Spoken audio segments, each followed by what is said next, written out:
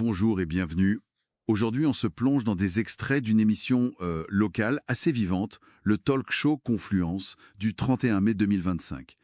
C'était une discussion, assez libre, qui mélangeait l'actu du coin, des sujets plus globaux et même quelques anecdotes étonnantes. Notre but, c'est d'en extraire quelques pépites, des moments clés qui jettent une lumière un peu nouvelle sur ce qui nous entoure. Allez, on y va. Oui, tout à fait.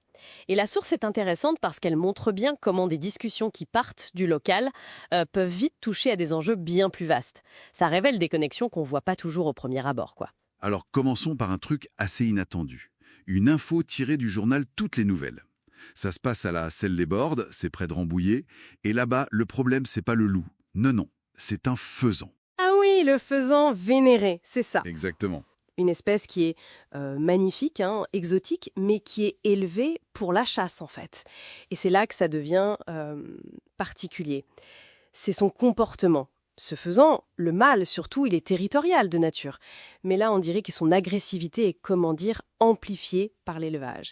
Il y a aussi ce qu'on appelle l'imprégnation négative, le contact avec l'homme, qui lui fait perdre sa peur naturelle. Ouais. Il perd sa peur de l'homme C'est ça. et il attaque. C'est ça, il n'a plus peur et il charge les promeneurs. Parfois même, il vise le visage avec ses serres. C'est pas anodin. Il y a même un participant à l'émission qui racontait, un peu en rigolant, qu'il se faisait chatouiller les chaussures par ces oiseaux en forêt.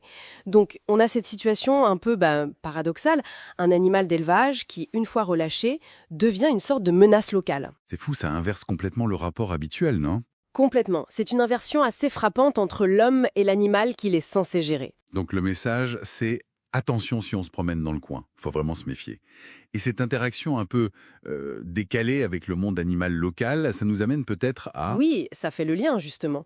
La conversation a ensuite glissé vers un sujet environnemental beaucoup plus lourd. L'effondrement récent d'une partie d'un glacier dans le Valais, en Suisse. Ah oui. La conséquence immédiate et très visible, c'est qu'un lac s'est formé.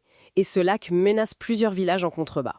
C'est un effet direct, spectaculaire du réchauffement climatique. Et ce qui est vraiment intéressant, je trouve, c'est qu'un autre danger, plus caché, qui a été évoqué. L'idée que la fonte des glaciers, mais aussi du permafrost, pourrait libérer d'anciennes bactéries, voire des maladies qui sont piégées dans la glace depuis des siècles, quoi. Exactement. Comme une sorte de boîte de Pandore gelée qui s'ouvrirait. C'est une autre facette assez inquiétante du changement climatique. Une menace invisible, un peu comme... Ben oui, et comme la glace qui cache des dangers, le monde numérique a aussi ses défis cachés. Et la discussion justement a abordé ça, la protection des mineurs en ligne. Comment on applique concrètement la loi européenne qui vise à les protéger des contenus inappropriés, les sites porno par exemple. C'est un vrai